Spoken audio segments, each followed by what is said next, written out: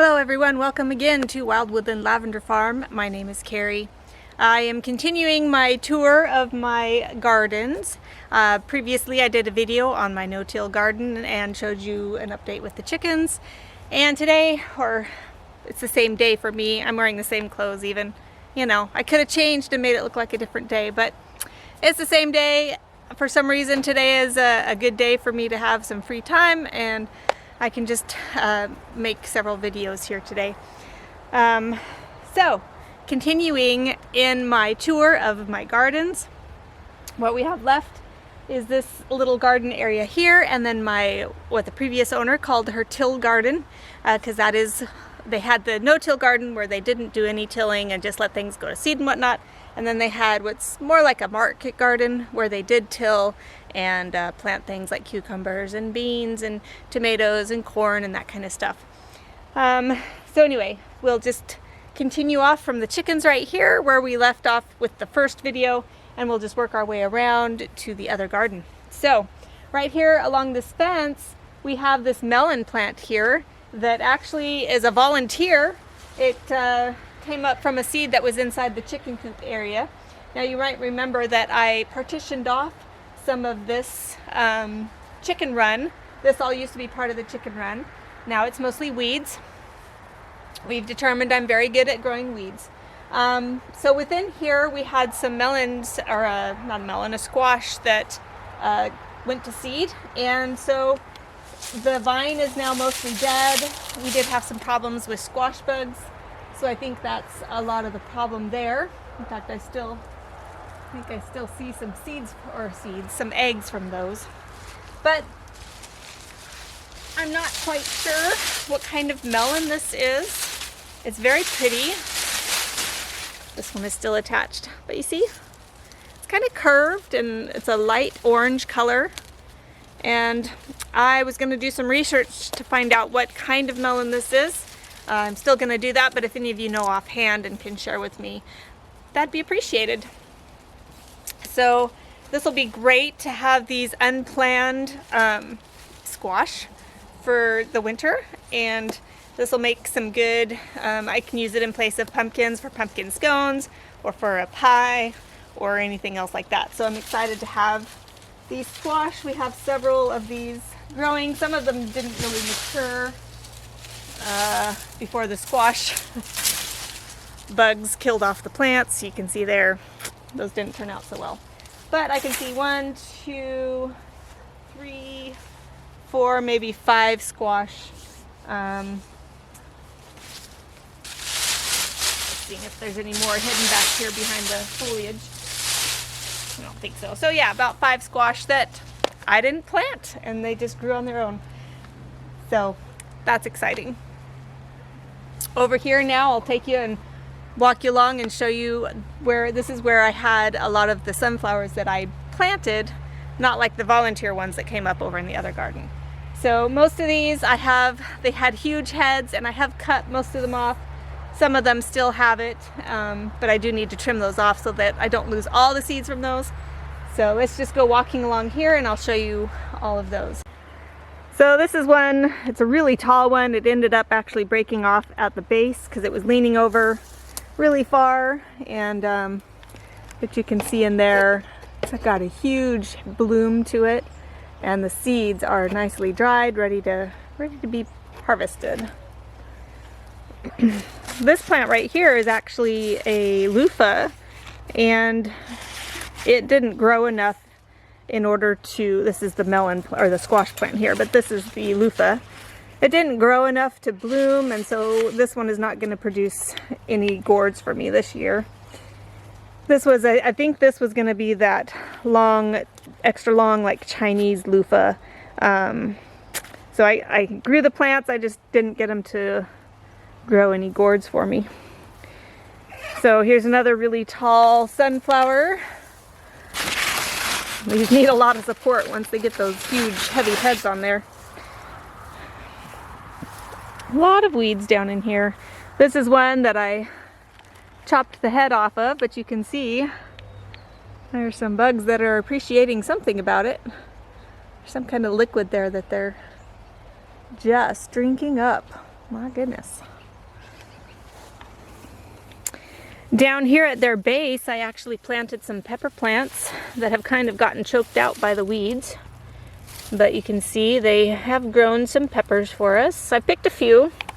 There's just a few left. This here is another one of those Luffa Gourds that again, oh my. Well, if we have enough time before the frost. This one has actually started producing. It's done better than the other one has. That's cool.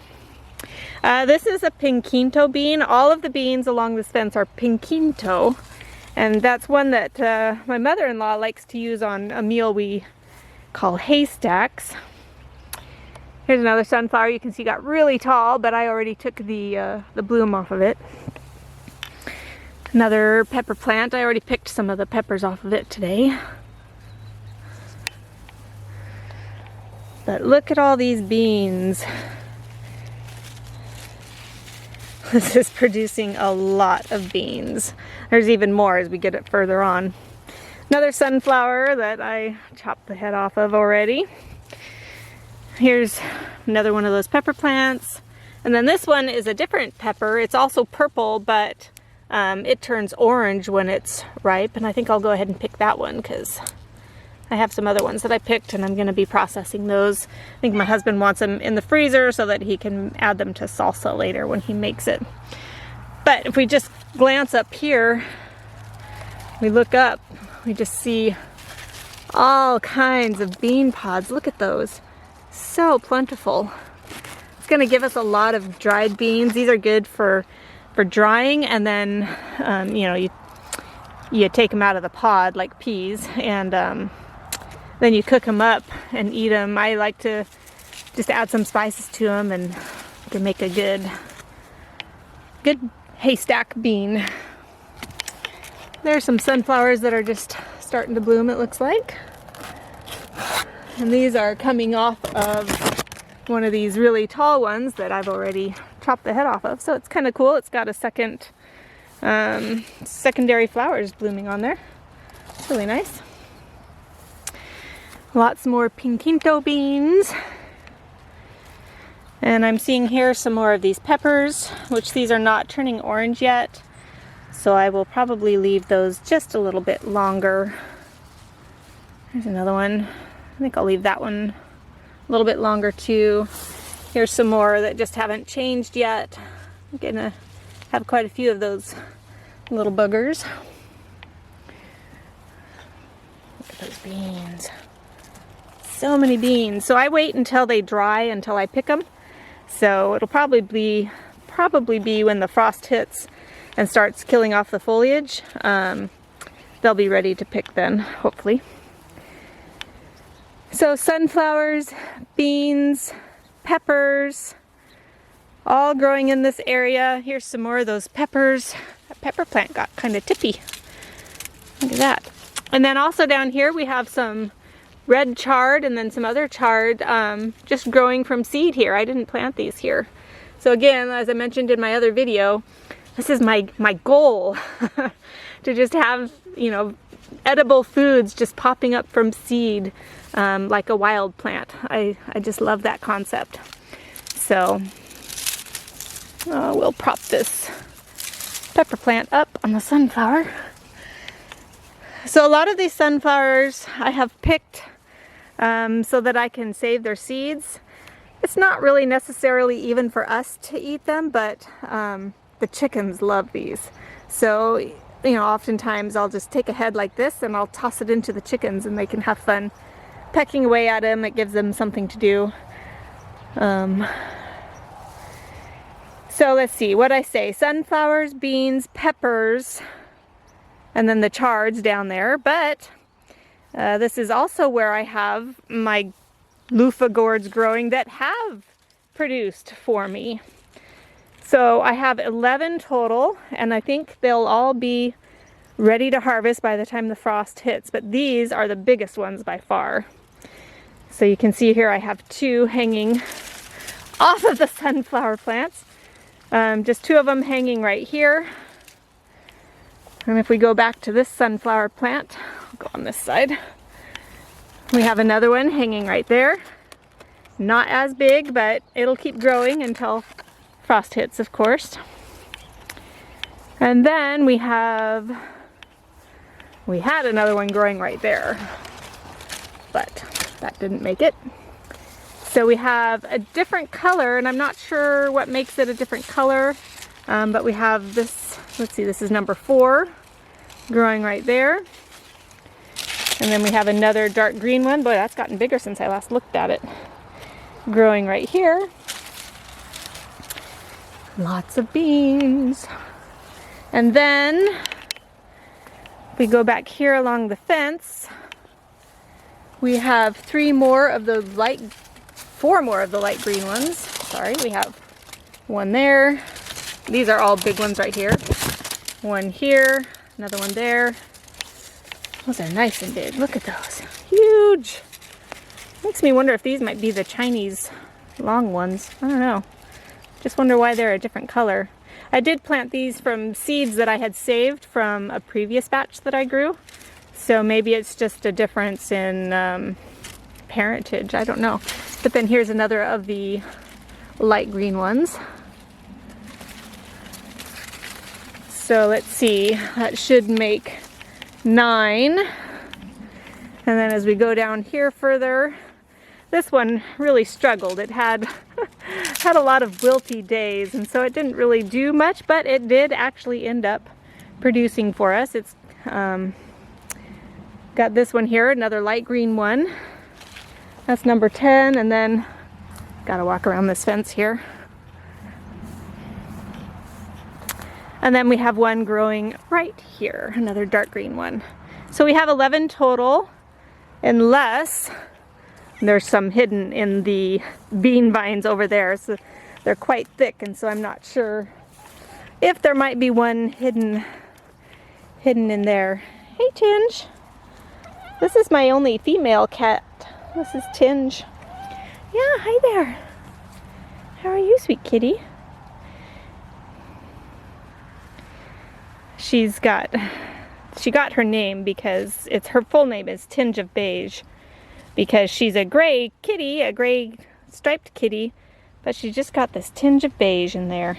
Isn't that right? So we call her Tinge for short. And she was actually a feral kitty that was a rescue. And she and Inky, that black cat you saw in the other video, they were both found together and by someone else, a friend of ours, and taken to the local humane society, who then fixed them and gave them their shots and everything, and then they started looking for a home for them. So we got them for free, and yeah. Took about a year to gain Tinge's trust for me to even be able to touch her and pet her. And now she sleeps on our bed. She's still a little skittish, but she's a good kitty. Anyway, back to the garden. So you can see it's quite thick with the vines here, and I just wonder if there might be another Luffa Gourd growing in there somewhere. But I'll take the beans that are there.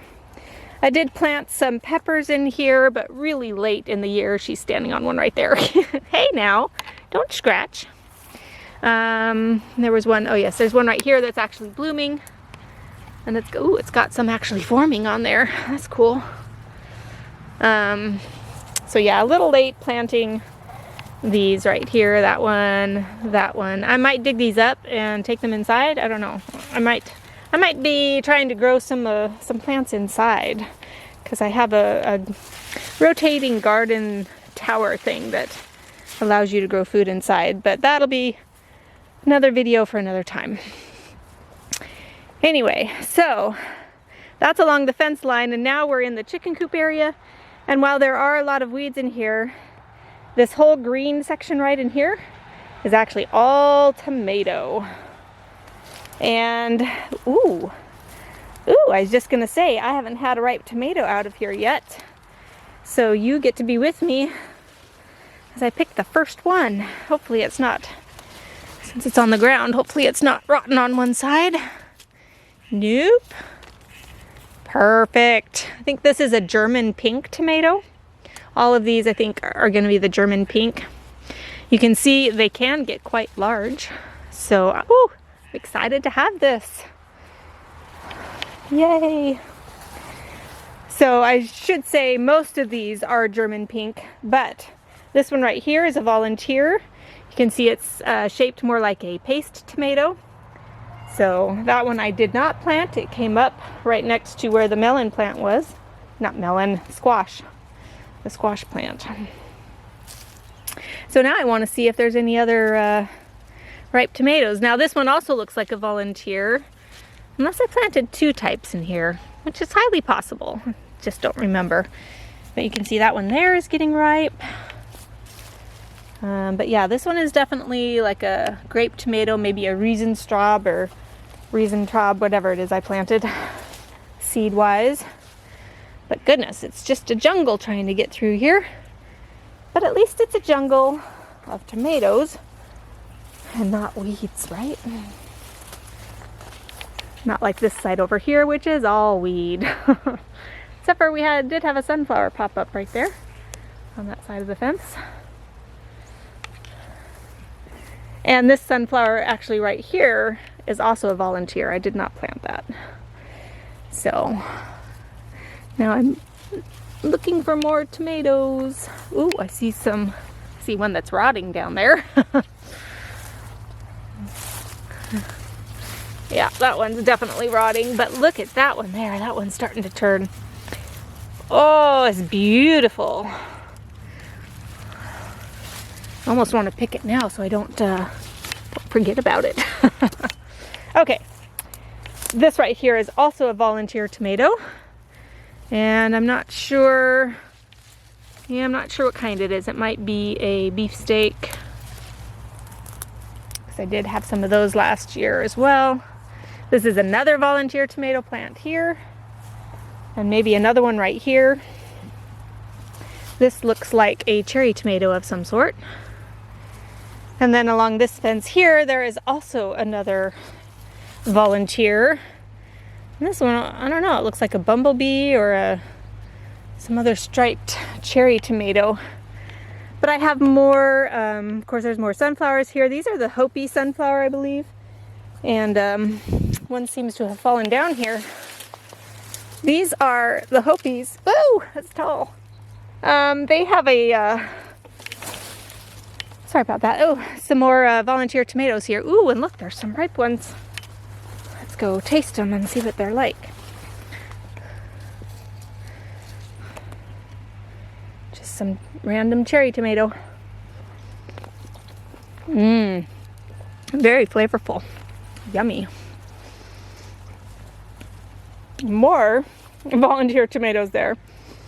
Obviously we throw our chicken scraps, our food scraps, into this area for the chickens. And if we had any rotting tomatoes or anything, we'd throw them over here for the chickens too. So these are obviously volunteer plants from seeds that didn't get eaten. But anyway, lots of volunteer tomatoes. And then these are more Pinkinto beans over here. I had no idea whatsoever that they actually produced so many beans. That's awesome. We'll have lots of beans. Anyway, another volunteer tomato plant here. So again, these are the Hopi sunflowers, and did I finish talking about them? I'm not sure I did. Their seeds kind of have a purple tint to them, and they can be used as a dye, as a purple dye. So those are pretty cool. All right, before we go into the mess that is the garden out there, I thought I'd bring you into the greenhouse to show you some of the plants that are in here still. And you can see right here, this is my lavender field. Isn't it lovely? I'm a little disheartened about these lavender plants because I got them as starts from, starts from rootings from a company. And when I got them, they looked really good, but since then I'll show you up here, they've just gotten yellowed leaves, and this part here looks pretty good, but a lot of them, you they just don't look good, which I've transplanted them up out of the small, you know, they were in these small, you can see I had a lot that didn't survive, these really small plugs. So I transplanted them up, but they still don't seem to be doing the greatest, except I do see some new growth coming up, and that looks to be pretty healthy. But I'm just having a hard time understanding why they're not doing very well after I've transplanted them. Because I started some plants by seed. I tried starting lavender by seed, and some of them just did not do. Another kind that I had, I just threw a bunch of seed into a tray. My weeds coming up from them. And this is them. This one and this one. And you can see the difference. These started by seed, so they, you know, they were months behind these rootings. And there's just no comparison. These are so much healthier. So I'm hoping that next, you know, over the winter, that next spring's growth will make a difference in these guys here. Maybe once I get them planted outside, that'll make a difference too. But these are just so beautiful compared to those. These I started from seed. These are called, I think, Lady Anne Lavender. And I just had to get them because my middle name is Anne. So started those from seed.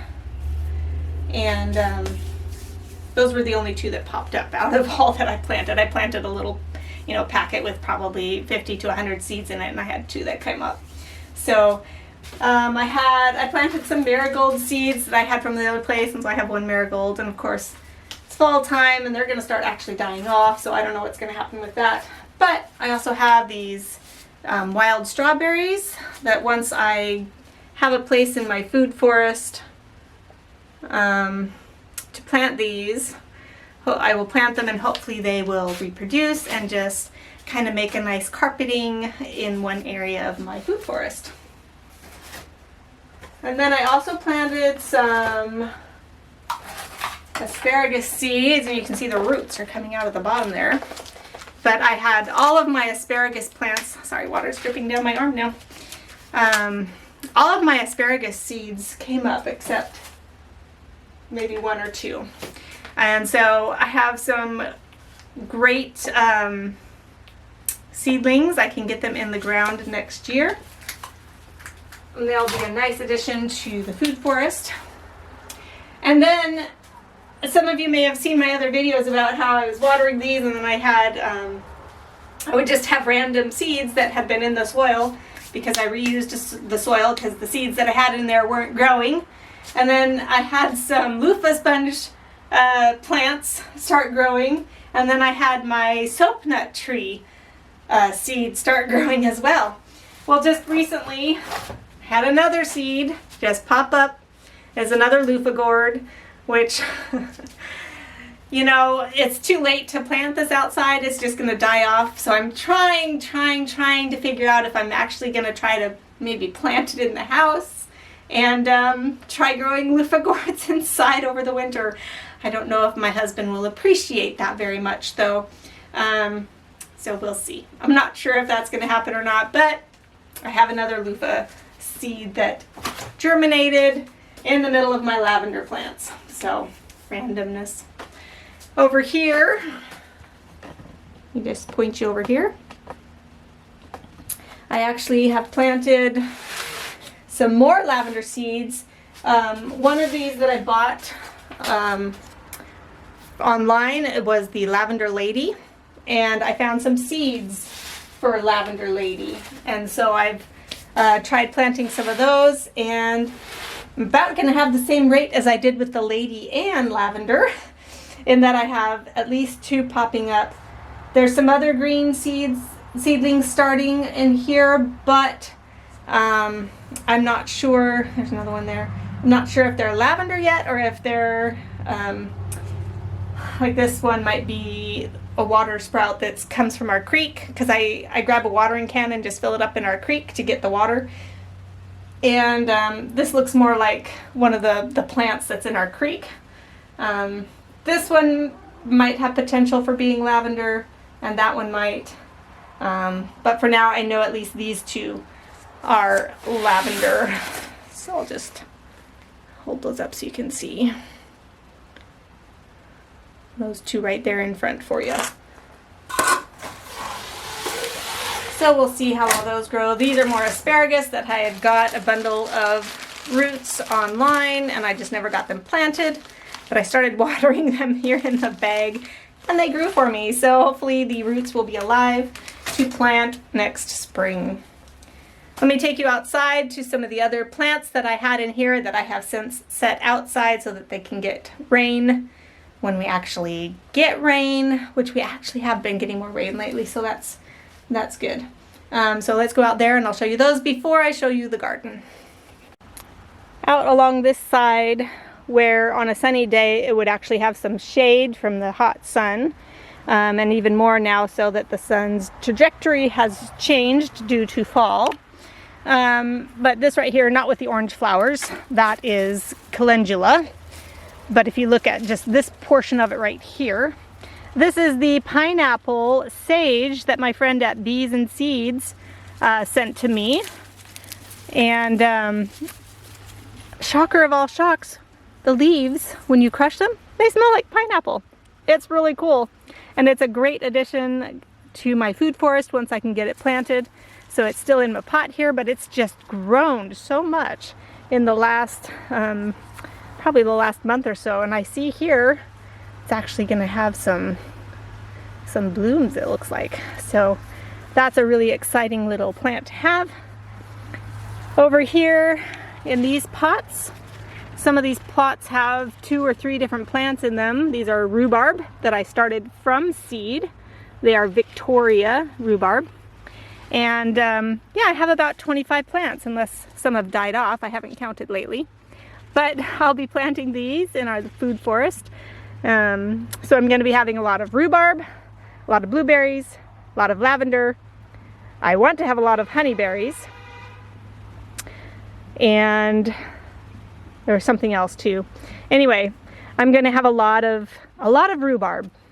So this year I actually sold a lot to the community, and I hope to actually become a good source of rhubarb for people in the community. Down here is my creeping thyme. I have 2 little pots here. Once I have some space cleared in the food forest of weeds, this is going to be one of the ground covers that we have in there. And these right here are all just tomatoes and peppers that I had that I didn't get planted. Marigolds too, I see. There are actually still pepper plants alive. So I might take these in. If I do my little garden tower inside, I might take these inside and try to grow them in there. And I actually still have a tomato plant that's still alive here as well. Just barely though, just barely. So, oh, that one's alive too. So I might take those and try to grow them inside as well, because they are actually in the right environment. They are actually perennial plants. Just where I live, of course, it gets too cold in the winter for them to live year round. But if they have the right climate, tomatoes and peppers can actually grow and grow and grow and grow and grow. Okay, here I have the trees that I had inside the greenhouse. I brought them outside to kind of harden them off and get them used to the cold weather, because I would like to actually get them planted in the ground. We have my mulberry tree, which has lost its leaves already, and then 2 Russian pomegranate that are have almost lost all their leaves as well. And then this one is an Aquinas olive. Supposedly grows good in my climate, so we'll give it a try. I'm not sure if I want to plant it this year or if I want to just keep it in the greenhouse until it's a little bit bigger. And then this one, of course, is my soap nut tree that surprised me by growing. I'd spent a couple years trying to grow one of these from seed, and then when I wasn't even trying, I had some seeds randomly left with the lavender, reusing the soil, you know, and one just popped up. So really excited about this. I'm gonna see if it will grow in my region. Hopefully it will last the winter. So I think I might keep this. It says with the long taproot that I really should get it in the ground. Maybe I'll do that and then put one of those cover bags on it, because I really want to save this tree. I don't want it to die, so I'm going to make sure to mulch it really well. I think I should plant it though and not keep it in a pot, because the pot will not let it grow the way it should. So let's head on over to the garden now and take a look at that. Right here, these are Muskat Grapes. They are ready to be picked, and I don't know what I'm going to do with them. I might try to make some homemade jam with it, actually. But otherwise, my husband doesn't like the juice from them, so I might see if there's somebody that wants to come pick these, somebody local that wants to come pick these. Look at all those though. So that they can make use of them. So many. All right, on to the jungle.